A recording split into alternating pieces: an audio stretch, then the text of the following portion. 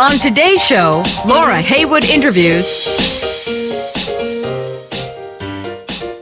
Ivan Hernandez and Sanders from Dear Evan Hansen. Welcome to Laura Heywood Interviews. I'm Laura Heywood. The 2017 Tony Award-winning musical Dear Evan Hansen has spent the past 3 years only getting bigger and more popular.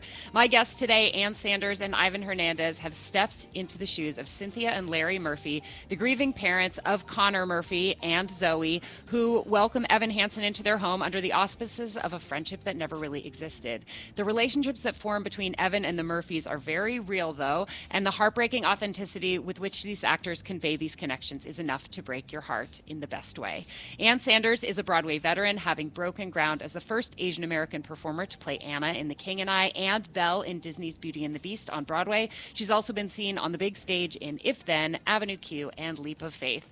Ivan Hernandez is mostly a West Coast guy these days, appearing frequently on television, including Claws, Scandal, NCIS, and Crazy Ex-Girlfriend. He's also got an impressive New York theater resume, including Into the Woods and The Capeman at the Delacorte, Yank at the York, and Billy Flynn in Chicago on Broadway.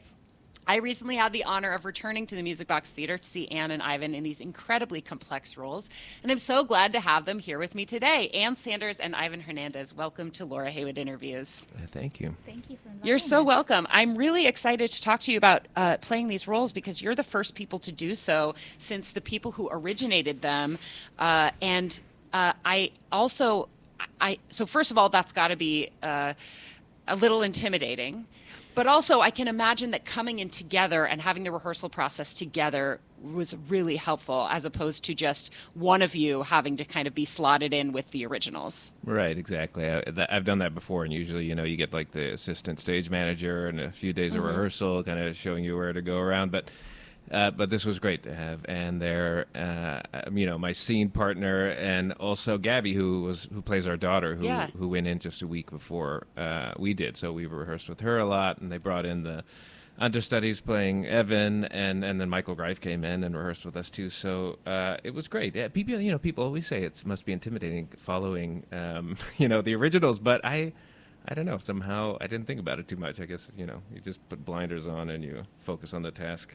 I mean, I guess when you're a professional, that's what you do. It's Right. easy for me to say it's intimidating because it would be intimidating if I was going in being like, oh, I'm taking over for Jennifer Laura Thompson or Michael Park for that matter. Yeah. But for you guys, this is what you do for a living. Well, Yeah. it was so great because I didn't know Ivan at all. And the first day that I met him, I think we cracked up about something, and I was like, oh, this is going to be great. I was so lucky that I have no memories of yes, first he blacked out. 10 That's what days. happened. Yeah. You blacked out, and I gave you CPR. I see. Okay. I saved your life. Yeah. Interesting story. Can we go back to your first awareness of this show? I know, Anne, you've worked with Michael Greif before, Yes. and the story I've heard is that he mentioned this when it was like in its infancy, and you saw a sparkle in his eye. You did your research, girl. Yes, it's true. I think it was an event that we were walking back from, an If Then event. And I was just talking with him, and I said, so what else are you working on? I know you're working on something. And he said, and he just got this glimmer in his eye, and he said, I'm working on this new project with these young guys, Justin Paul and Benj Pasek, and I had just seen Dogfight. And I was like, Oh my gosh, so good. yes. And then I was like, whoa, what is this? And he really didn't say much about it, but I think that's when I knew this is so special. And I was in The King and I at the time when the show was running at Second Stage, and I remembered they added one Sunday night performance, and I got one of the last tickets. It was the last show before they transferred to Broadway, and I ran down from The King and I was just pouring with sweat. I only got one ticket, so I was just sitting there by myself, and I thought, what have I just seen? What have I just experienced? And I was really glad that I saw it by myself, because then I just kind of walked to the subway and rode the subway home and thought about and processed what I had seen.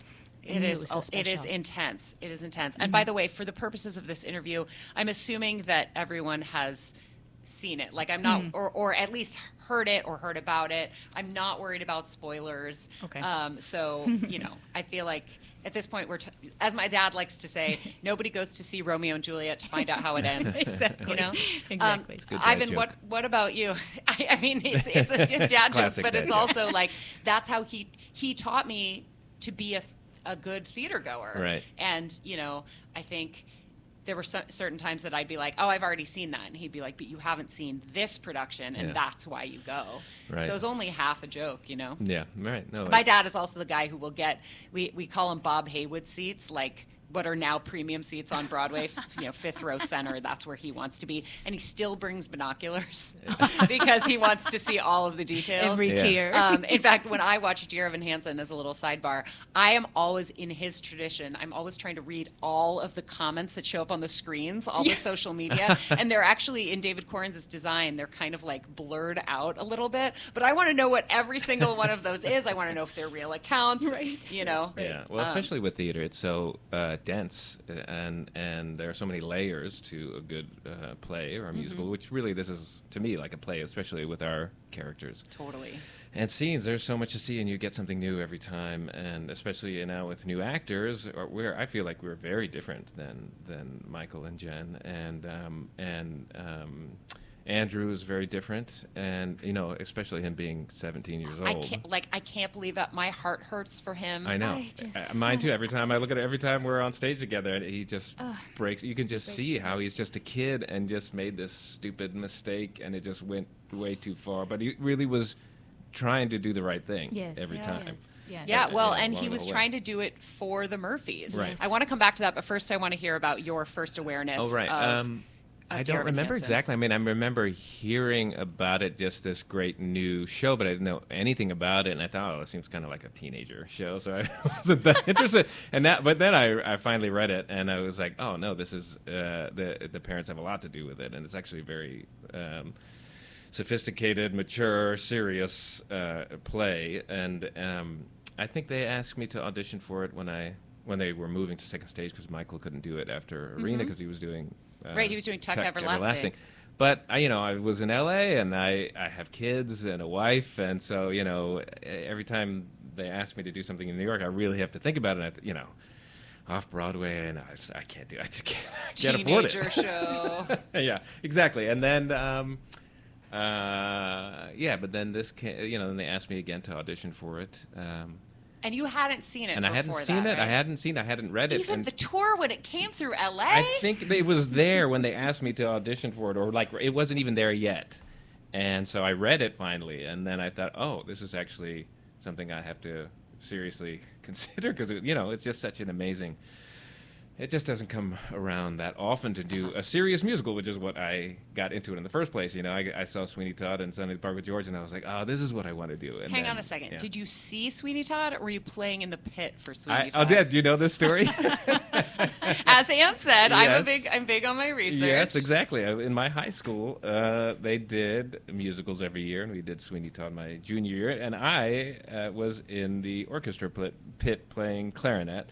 We had not acted yet at all, and so I listened to the soundtrack first, and I thought, how on earth are we going to pull this off? I mean, they sound, like opera singers, some of the people on the recording, and we did it, and I just I thought it was the most amazing thing. And I mean, we did Guys and Dolls a year before that, and that was also amazing too. You were on clarinet. I was for that also as clarinet well? and saxophone in that show, and then senior year they talked me into auditioning for Evita because they needed a Latin guy who could play, who could sing. They needed at least You one were in Latin guy Ava? in the show. Was this in San Francisco? In San Francisco. You know, yeah. that's where I'm from, too. No, I had I no grew up idea. in Oakland. Oh, wow. But then I moved to San Francisco, and I was on the radio team for the San Francisco Giants for Oh, years. wow, so cool. This is going to be like apply to very few people, but where did you go to high school? Lowell High. Okay. Yeah, so. Amazing. Yeah, it was actually where Carol Channing went, apparently. So you had big theatrical shoes I guess to so. She fill. was like the one famous person. Her and the guy who played, not the big huge guy who played the Hulk in that 80s show, but the guy who played the Doctor. little guy. I'm actually not familiar with the Hulk TV show Yeah. from the 80s. Apparently, I'm not very familiar either.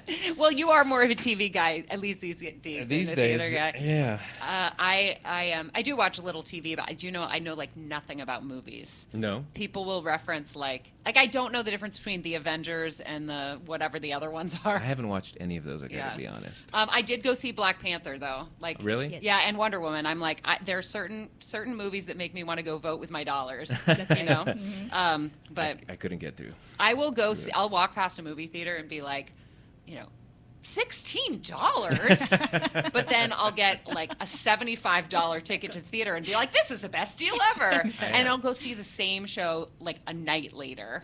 Yeah. Because it's going to be different. And the way I feel about movies is like, it's the same. It's going to be the same whether I see it today or whether I see it in 20 years. Right. So it's easy to just procrastinate on it I- until it's and very Netflix true. or whatever. Yeah. I haven't been inside a movie theater in like 12 years, Yeah. I gotta say. I have kids now, though, so that's the So other that thing. you don't go to the movies with them? No. Like, they're old enough now where they can play by themselves Mm-hmm. outside, and so I can sit inside and read while they're playing or do whatever. I don't have to do too many activities with. I mean, there are things we do that like I like to coach their soccer teams. Although they're in LA right now this Yeah. year, so they're mostly there. They'll be here. Have you?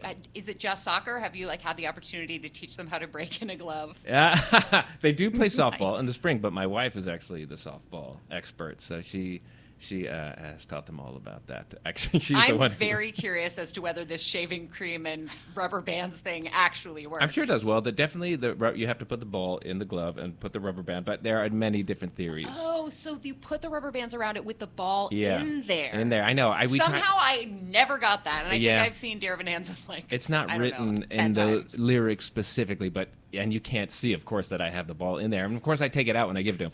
It's a whole thing that we've talked about, Michael Grife and I. It's like you have to It's have funny, the ball. like there are in every glove. musical I know, there are moments when I'm like, wait, could it really happen that way? I get so into it. Like Yeah.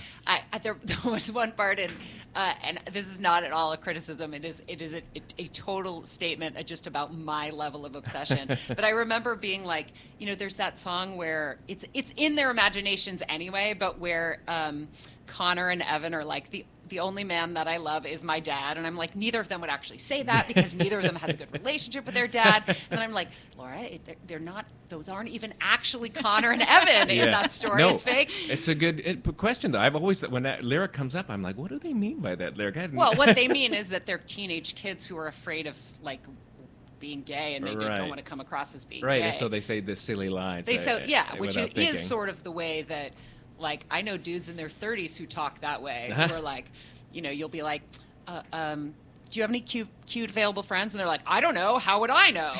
I've never looked at a man before. Yeah, exactly. Like, I mean, I guess I love my dad and stuff. I mean, these are not the kind of Super 30-year-old men awkward. that I spend a lot of time hanging out with. But, Yeah? I mean, and I watch shows. Like, have you guys seen Waitress? The musical? The No. musical? Yeah, okay. It's okay. It's I okay. You guys auditioned have been for it. working. I read the script. Well, anyway, there's like the two sort of comedic characters. They meet on an online dating app, and they've both done something like 100 Civil War recreations. Mm-hmm. And I'm like, they live in a tiny town. If they've both been doing They 100 would've Civil known War, each other. like how could they?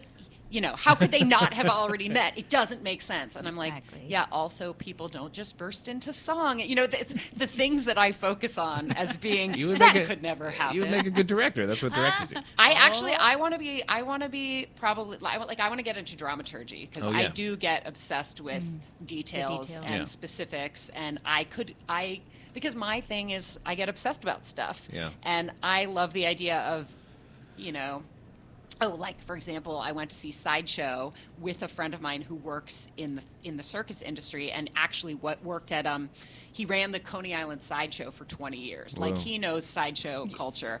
And he was saying things like, oh, the font used on that poster, which is a fictional thing, that font is actually from a historic document. And he was pointing all these things out to me, and it was like, I So need to cool. bring somebody like that with me to Yeah. every single Well, you never know show. what little tiny detail, what what it's going to bring to your performance or to the story. You know, sometimes a lot of it you don't use, or you throw it away, or the audience will never know. But some things really do affect you and change your performance. And so. Especially for the people who, especially if something has historical basis. Yeah. Like I talked to Judith Light about a role she played in Lombardi, opposite Dan Lauria, and she had a few nonverbal sort of, I guess you'd call them like bits, that she got from people who actually knew the character, the ways that she would like greet the Vince Lombardi, is it Vince? Yeah.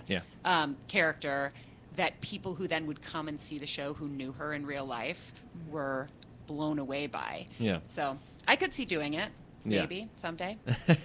Well, that's why, for the first couple of weeks I was doing the song without the ball, because I don't know, because in rehearsal we didn't actually have a ball and a glove, and so after props budget. Yeah, you can only exactly. afford I think one baseball. I used a piece of paper. No, what was it?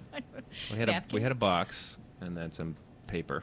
Anyway, and then Michael came to see a show. He was like, "Do you not have the ball in the glove?" I was like, "No, we didn't." Well, you have to have the ball. I was like, "Oh man, how do I have the ball in the glove without dropping it and rolling it?" Well, that's the point of the rehearsal, I guess, yes, right? Yeah. Except when you're already performing, then you just have to figure it out. Yeah. One night, but so now we do the ball. Okay, so let's talk about the Murphys. These are some folks who they love each other, but they also are. Well, I think in the beginning, distant from each other. I think in the beginning that's questionable whether they love each other anymore, or their love has so strained that they really hate each other at that point. And a lot of that has to do with their son, who's very troubled, and unfortunately, many people, instead of turning to each other and saying, how can we figure this out as a team, you start attacking each other and saying it's your fault and you're looking for someone to blame. So that's where they are. Well, they both definitely love their son, and they both just have different approaches to how they think, it should be. Right. And I can relate to both processes, Like Cynthia wants to throw money at it, right? Yes. And I think something Michael said to me, Michael Greif, early in the process, he's like 98% she just wants everything to be okay. She's just wanting everything to be okay. And then I think the contrast with, and the similarities with Heidi then, is that she also wants everything to be okay. And then you see how Cynthia behaves to Zoe in opposition to Connor, because Connor's, the one that's in trouble, and so she's trying to coddle him a bit, and here's Zoe, doing everything she can just to be a great daughter, and she actually, like in the first scene, she's like, "I don't need you picking on your brother right now." I think that's so. She was not picking on her brother. Exactly. But that's what we do in those relationships when we see the powder keg of the morning going. He's not going to go to his first day of his senior year. Like, come on, we're so close to graduation, please. Yeah. So. Yeah. It's written so well. Yeah, and I think Larry is just so completely at a loss at what to do, because he's the kind of guy who was successful and did everything he was supposed to do and captain of the football team, and then he has this son who's the complete opposite.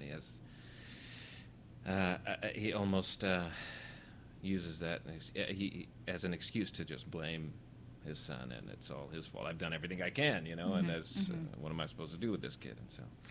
Were you encouraged to sort of start from scratch in creating these characters, or were you given direction specific to what Jennifer and Michael had done to sort of recreate the characters that way? Not at all, from scratch. Yeah, I think from scratch. I mean, of course, there's a benefit to Michael already having rehearsed the play and worked through it, and so he kind of had an idea of what the. That's Michael Greif, not Michael. That's Michael Park. Greif, right? What these characters are, but then we were allowed to sort of find it ourselves, and then the only kind of things that he's like, okay, are like little physical bits, or like move this. Piece cell of phone. This that's cup here on that, right? Yeah, right. Exactly. That stuff's already kind of set, but in terms of finding the character, we had a good amount of time to work on it. I'm always curious about this with actors that are so intertwined. Did you spend time creating backstory for the Murphys that we don't actually see? Like, did you do improv games, or did you ever go to an orchard and have a picnic, or just to sort of get into what their history is Not together. I mean, we talked about it, but we didn't, go to an orchard or anything. I was using an extreme example. Yes. No, but we talked about what life was like before and how they met and things like that. Just How trying did to they create meet? a story. Are you allowed to talk about it? Oh, of Yeah, I course, mean, yeah. it's just a made up story, but it's assume that they went to law school together and that she was like, well, maybe why don't I just, she kind of drops out and decides to have children and maybe has some kind of resentment about that and I think we also mentioned that maybe like, senior year high school sweethearts, Oh, yeah, right. that type of thing. And yeah, and just kind of the world that they come from. Also, the fact that we're not white was, something we talked about. Like, how does that play into it? And even though these are the type of people who are very successful and wealthy, and normally people view that as white, that have a sort of different. it was interesting because in the Thai scene, Cynthia mentions, bar mitzvahs and going to bar mitzvahs every Saturday night. And I think it was the first day we met with Michael Greif. I felt like I had this pressure to need to come up with the story of why that would be or how that would happen. And I was like, and he did bring up, you guys aren't white. And so let's not, try to do anything that tips us out to that. But I came up with this whole story in my mind. Oh, perhaps I was adopted. Cynthia was adopted. She grew up in a Jewish home, blah, blah. And I went through this whole thing, and he just kind of looked at me and he said, okay, but I think the Murphys are Roman Catholic, and if you want to keep that as your story, that's great, but it's unnecessary. But it was interesting to me that when I read that, I thought immediately, oh, I better come up with a backstory of why this is, because I know people do have sensitivities to different casting. Yeah. And I felt like in that moment he was saying, anyone can tell this story, anyone, and gave us permission to explore all of that. I am such a big proponent of what I would call color conscious casting, not necessarily colorblind casting. Right. And I think that I think at any time there's an opportunity to offer a role to someone who has just by the nature of the color of their skin or any other sort of characteristic that has allowed them as a part of a group to be disenfranchised, I'm like, give that person the part.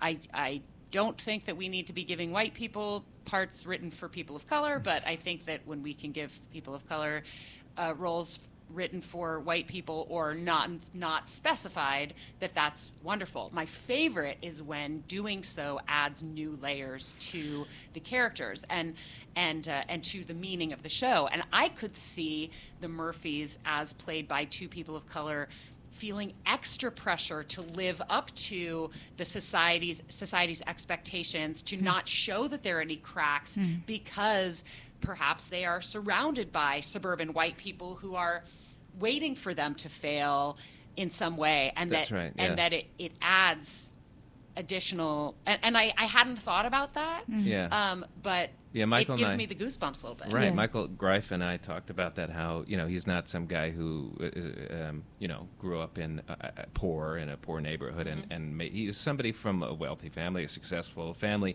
and so that, like you said, it adds to the pressure and also the shame that they feel after their son commits suicide, and that helps me a lot in those opening scenes to be like, we're supposed to be this perfect family, and I'm successful at everything.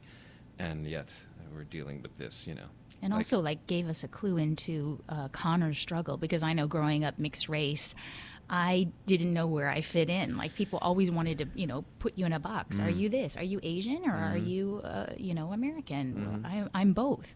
And perhaps why he was feeling like an outsider. And to speak to what you said about the importance of casting people of color, just so that younger people can see that, because me growing up, how many Latin actors were there who did, especially musical theater, when you think about Mandy Patinkin, who I love, but Mandy Patinkin playing Che, in the original, and all those stories. It was rare to see somebody who looked like me acting on the stage or in a film, and thinking, oh yeah, that's. That the opportunity is real. Right. Yeah, when they are able I to didn't see even think about it that much when I was younger. I just thought, I think growing up in San Francisco, I thought it's normal. You see people color all over, and then you get into acting and you start to realize, most of the leads are blonde, blue-eyed, and it's a different world for sure. And then I can only imagine, like, just thinking what I know from my own experience about Yellowface, and I'll never forget the first time I saw Breakfast at Tiffany's, and I was like, what is happening? And this was me as a white child, of course, I have a lot of friends who are American actors of Asian descent now, like Aaron Quill, who is like leading the fight against Yellowface and anything associated with it. And so, it's something that I can only sort of be a listener about, but also be a champion for casting like this. And this platform talking about it like this. I know my mom too, they didn't discourage me from going into theater, but they definitely didn't encourage it. And I think that's because she wasn't seeing anyone doing what I wanted to do. Mm-hmm. But I grew up in Chicago, and she saw, here's the first Asian American woman, anchor woman on television. Why don't you go and do that? That's something somebody's doing. You can do that, even though none of my interests were in that. But she was worried for me, And so it goes on both sides. Right. I actually was, when I was writing the intro and sort of planning out what I wanted to talk to you guys about today, I was like, do we need to talk about this? Yeah. Because I can imagine that it gets kind of exhausting to have people like, what does it feel like to be the first person of color? Da, da, da, da. And I took a cue from the bio on the website that mentions that you were the first Asian American performer to play Anna in The King and I, which, by the way, at least on Broadway, which, by the way, is so ridiculous because the actual historical character, like the actual historical woman, Anna, I never know how to pronounce her last name. Is it Lynn Owens? Lynn Owens. Lynn Owens was mixed race. Yes. She was part Asian. And she's always cast as a blonde-haired, blue-eyed, or perhaps maybe brunette, but never part Asian when she's a historical. I didn't know that. That's crazy. I know. That's what I love about theater, because prior to doing The King and I didn't know that either. Mm-hmm. Yeah. And Bart Scherer came up and asked and started talking with me about covering the role, and I thought, what? And he said, well, she was of mixed race. And so then I started doing all this research, and I thought, oh my gosh. Actually, Bart, we didn't know that because you cast a white woman. Thanks. I'm not mad at him. Look, Kelly O'Hara was incredible, but that's right. Baby steps. That's right. We're getting there. Baby That's steps. Right. That's right. And that certainly wasn't the version that Rodgers and Hammerstein wrote. So, I completely understand that they took a bit of that and then decided to write a story. But that goes wouldn't that be cool to go back and revisit that? Yeah. Well, have you seen Soft Power yet? Not yet. No. Because I'm sorry I interrupted you, okay. but Soft Power is a response piece to The King and I. It's at the public right now. I got to see it in San Francisco, and especially given your history with The King and I,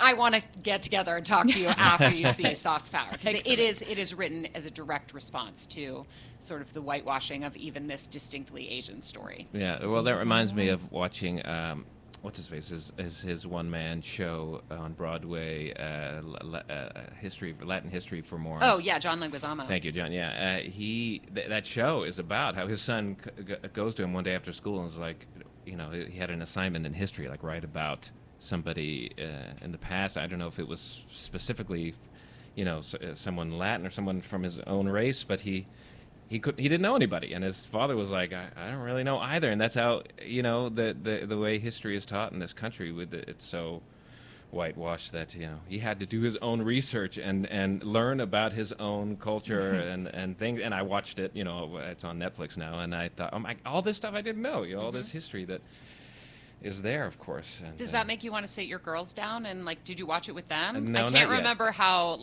R-rated. It's a little, it's a little rough. My girls He's been known to have a swear word or two. Yeah, my girls are 8 and 11, so the 11-year-old I think could watch it now, but not the 8-year-old yet. But yes, of course, I'm so grateful to him to put that show on just for that reason. And I think it's also important to have this conversation. I'll tell you a story. I don't think I've told this story recently, but it just happened a few months ago. I was in Santa Monica where I live normally now. And this has never happened to me my entire life growing up in California.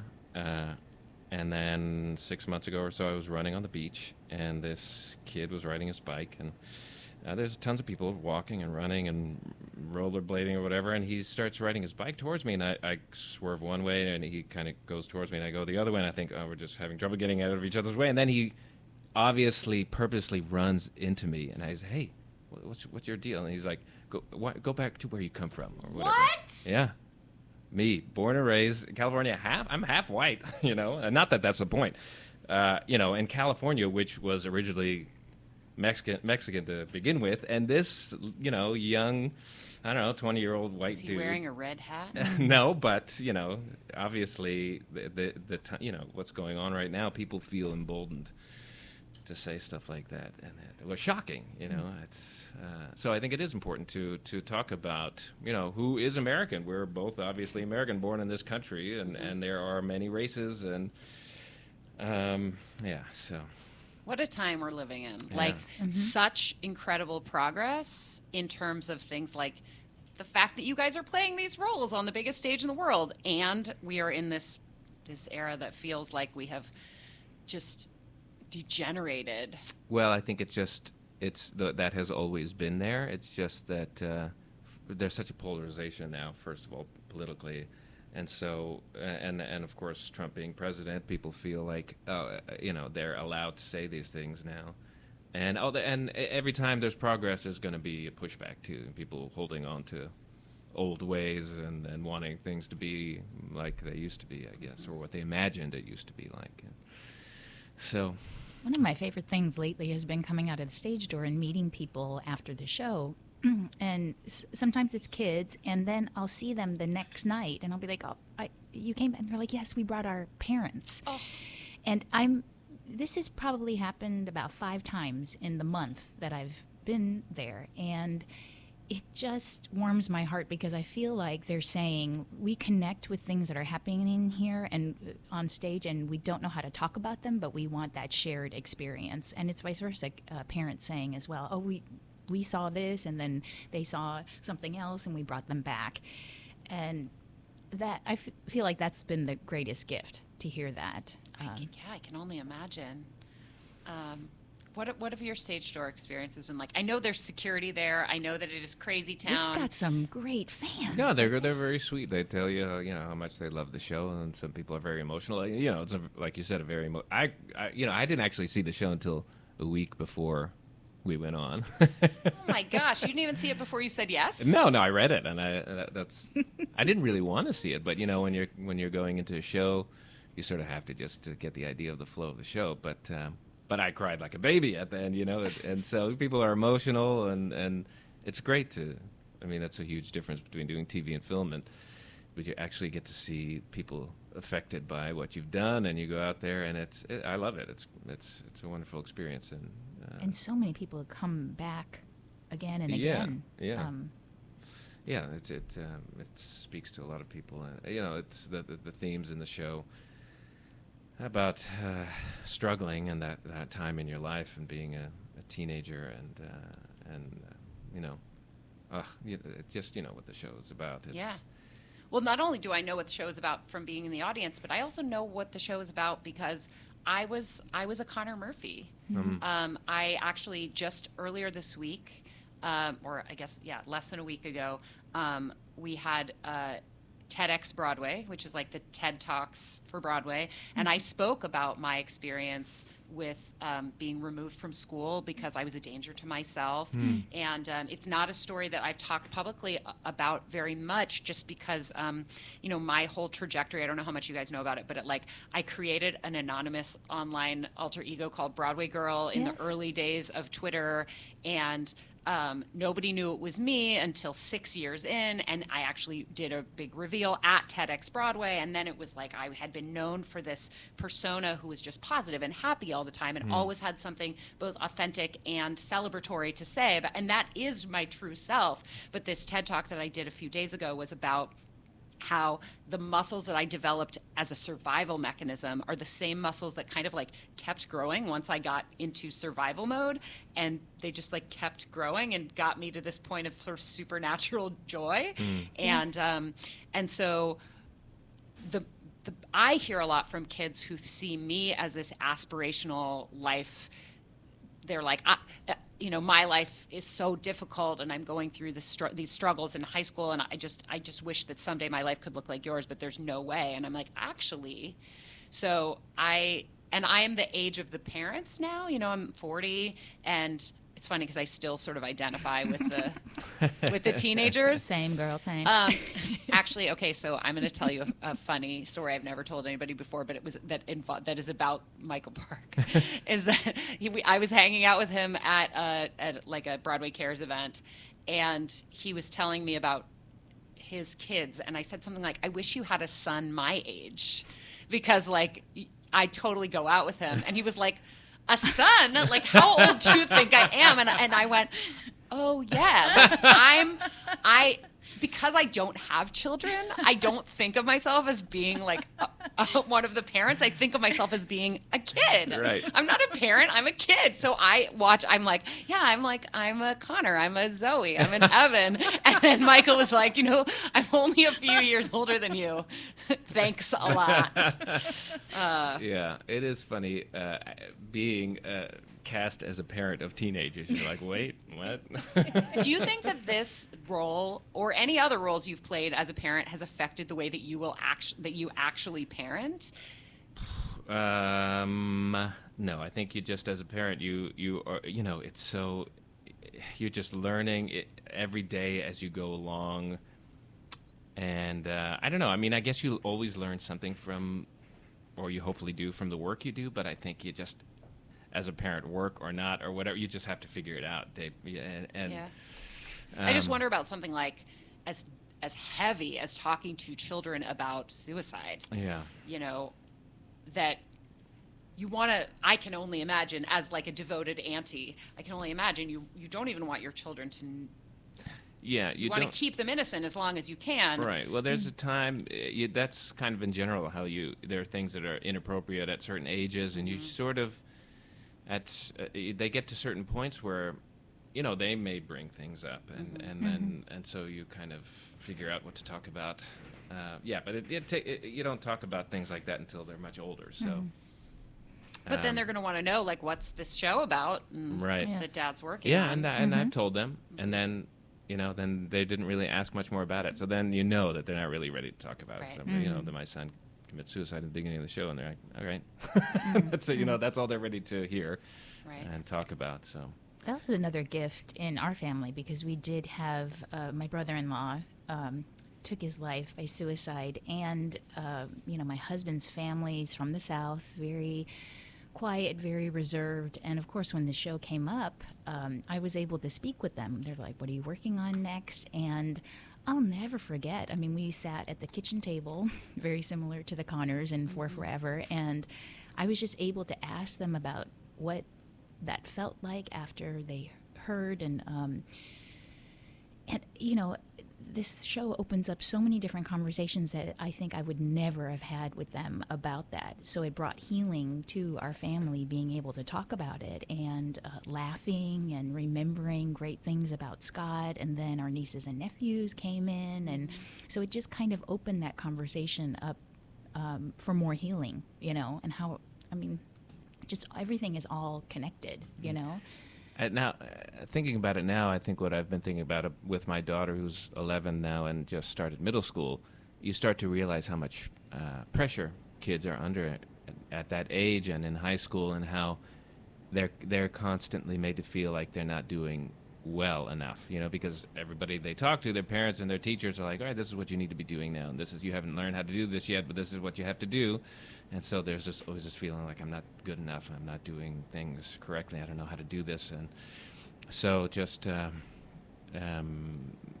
so for me personally, just trying to help my kids feel like they're doing exactly what they're supposed to be doing. I'm a privilege to educate too. Like this past week, we were able to open up the UN General Assembly and Go Speak Your Mind about mental health for all. Wow. And the statistics that we learn that every 40 seconds someone takes their life by suicide is shocking to me, and that we don't speak about this more. Yeah, I didn't know that statistic, and I feel pretty plugged into this. Yes, every 40 dialogue. seconds. And so they're asking us to take action with that and take 40 seconds of action, which then Dear Evan Hansen partners with these amazing organizations, one of those being Crisis Text Hotline. So if you anywhere plug in 741 into your phone, a trained counselor will text with you if you feel like you might do harm to yourself or you have some problems that you want to talk about. And they're asking you to take 40 seconds of action, and just go ahead and grab your friend's phone and plug that in there so they have that. They just text hello to 741 and someone immediately start texting back with you. That's amazing. And actually, I'm so glad you brought that. I mean, I'm so glad you brought that up for many reasons, including the fact that it could save lives. Also, I make it a point to spend time in every interview I do talking about an organization for good, because I just believe so much that having a public platform, you kind of got to use it to make the world a better place. So I'm going to make a donation to the Crisis Text Line in your honor and in honor of Dear Evan Hansen and the Evans and the Connors out there everywhere today. And I hope that everyone listening will do the same. It's crisistextline.org, and it looks like they have both United States programs, but also UK and Canada programs, plus links to similar organizations that can help. So Thank you so much. Yeah, it's the least I can do. It's so important, too, because I feel like a lot of people think, if you're suicidal, that's just how you are and you're going to kill yourself eventually. But it's actually not true that if you if you can get help at a certain moment that actually passes, and that you... doesn't mean that it's inevitable or that it's going to happen again. The way that I talk about it from my personal experience is that I often feel like I'm a survivor of a terminal illness. And I think that being, there are lots of illnesses out there that can kill you and many that will probably kill you. And severe crippling depression is one that kills a lot of people, but it doesn't kill everybody. Right. With the right treatment, it can kill fewer. That's And so there's something about that turn of phrase, that lexicon, to be like, just like when somebody gets diagnosed with cancer, they can be, they can fall into a pit of despair and succumb to it. And the same can be, or they can be like, I'm going to define myself not by my disease, but the steps I am taking to get better, no matter how small, no matter how minor, and maybe I can beat this thing. And I can't wait till my TED Talk is out. One of the things about the TED organization is that they are in charge of all the video release, and it usually doesn't happen till like 6 weeks minimum after the event. So I've now poured this whole. That's what my thing was. It was like deciding to be happy isn't enough, but deciding to do the work to get happier is what matters. That I didn't mention this in the talk, but one of my favorite weird things that I learned in my 25 years of recovery has been like how much control we have over our own brain chemistry. And if you take, like, I have a pen in my hand, if you take a pen or a pencil or a chopstick or something and you just like grip it between your back teeth, it actually stimulates dopamine in your brain because your brain interprets that you're smiling because of the way your mouth You're releasing endorphins. Yeah, and sometimes a smile or even just like a simulation. If you can't make yourself smile, you just force your mouth into the shape of a snarl or a smile. Sometimes a smile can cause happiness as opposed to happiness causing a smile. And this is the kind of thing that you probably have to do it every day for 5 years before it makes any measurable difference. But why not do it? It costs nothing. It takes up no time. Like, you could do it alone. You don't have to like involve anybody else in your life. And if you find 100 little life hacks like this that you can work into I also scream into a pillow for 30 seconds twice a week, whether I feel like I need it or not. Has that helped me in my survival? I don't know, but it doesn't cost anything. And anyway, I've just taken over this interview. But I do. This is a very special show for many reasons and for many people. And I think that the topic is important, even to those of us, myself included, who look from the outside like we don't have anything in common with it. And, well, and the other thing I think about is that life changes so much after, as a teenager, and then going through adulthood. And your brain doesn't fully develop until you're like 26 or something like that. And if more kids would just realize that, as hard as childhood can be, and especially adolescence and teenage life can be, it gets so much better once you're an adult. I really feel like if more parents could remember that, especially, and I'm saying this to you, Ivan, especially parents of girls. Right. I don't have an experience being a teenage boy, but I will say that being a teenage girl, at least for me, was like being injected with a different drug every 10 minutes and not having any idea whether it was going to be an upper or a downer or how strong it was, and that I was suffering the side effects and just the effects of all of these different chemicals, and then being expected to be responsible for my actions. Yeah. But I was like under the influence of the heaviest downers and the heaviest uppers. And I mean, I'm not bipolar. I have like monopolar depression. But I think that the patience that a parent can have, the one thing that like I to this day, every time I see my parents, I'm like, thank you, because they were the ones who I took all of this stuff out on. And they just were like, it's our job to keep on loving you.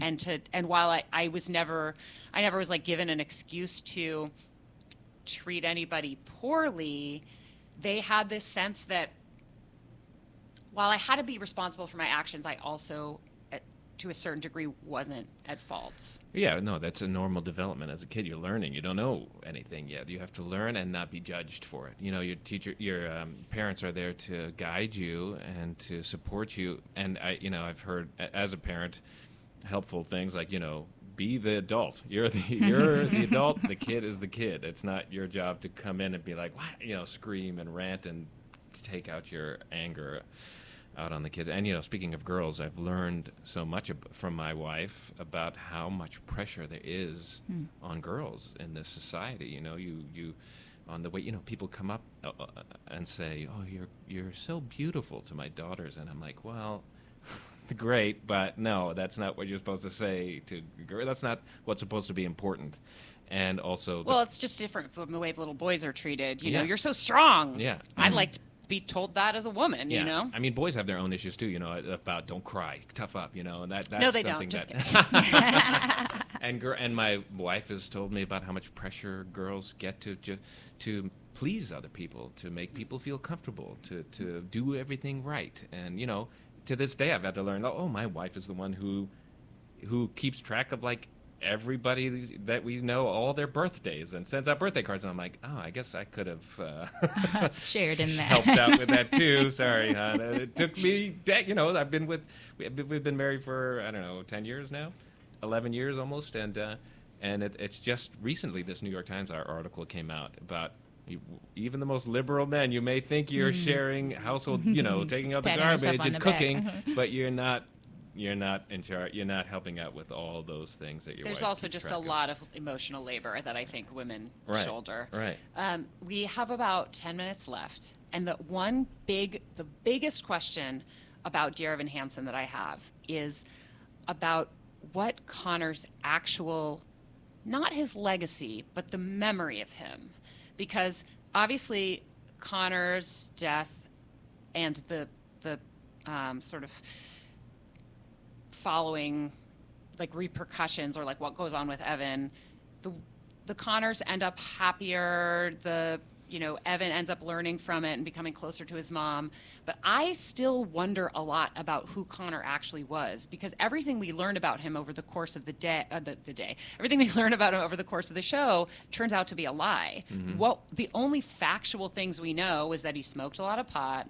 He was mean to his sister. His sister doesn't have a single positive memory of him, even from when they were little, and that he gave his parents a lot of grief. So, like, who is he? Well, I think it comes down to what Evan learns from him, is that no one deserves to be left alone, no matter how troubled you are, and as hard, as difficult of a person as Connor was, that he didn't deserve to be left alone. Not that it was his parents' fault necessarily, but that. But, like, was he a sociopath? I don't know. I know a lot of people who have problems with their siblings, but not anybody who's, like, never had a positive memory of somebody. That can also just be Zoe, being upset and angry. Because in that... she's a teenager, too. Yeah, because... For Forever Scene... They do have positive memories. Yes, and the plane Evan helps that them. flies, and that she and her brother would look for four-leaf clovers. Like he Right. just looks at the apples, and then all these. I think that's what's so beautiful about that scene is it just cracks open. Cynthia's saying, there were good things. There were good things. Why don't you remember? And I think she's even doing that to herself. She's forgotten. Why don't you remember? And then here he just says something about apples, and it just cracks the floodgates open of some of these memories that they did have. I think also there's the moment at the end when Evan says, that he found this list of Connor's 10 favorite books. And I'm like, all right, he had a passion. Yeah. Like Nice. he was misunderstood, but I think that probably those books were not like, the anarchist cookbook. Yeah, no, he I don't- probably yeah. was reading like, Yes. I don't know. Yes. No, And I don't know- think that was. I don't think. For me, it's not helpful to think of him as a sociopath. No, me 'cause that would neither. be- I don't think that's of what him he that was, way right. because I've gotten to know the character that Alex Boniello or Mike Feiss is playing on stage, and I'm like, oh, I know Connor, and then I'm like, that was a whole lie. Yeah. So I kind of want to see, I guess, the Part Wicked two. version, Yeah. like where they flip the perspective Yeah. Sure. and find out. I want to hear Connor's perspective. Yeah. Sure. Which it's not really given in the show. It's really all not- about not at how all. Evan reacts to it and the events after. And I do love that they never name how that happened. But Yeah. I do know, personally speaking with my own family members about it, I remember Scott saying, you don't think about ending your life. You're just wanting the pain to stop in that moment. And because of who Connor was, I think it was that the pain was so severe that he just wanted to stop it for that. And you don't think about past that, what that means. That's true. That's a good point about. I think sociopaths don't really feel anything. They wouldn't commit suicide necessarily. They don't feel bad about anything that they do. They just. I want to pretend. just be clear. I don't actually think he was a sociopath. No. I'm just saying that, like, again, this is how deep I go into my analysis, Yeah. and I want to know him. And More. I guess in this way, I do identify with the parents, where I just want to like take him in my arms and hold him Right. and be like, Yeah. like let me in, which Yeah. I think you guys do such a good job of portraying on and stage. I think he was just a deeply troubled boy and very just in pain, and we just didn't I know think how to the deal with legacy truly is like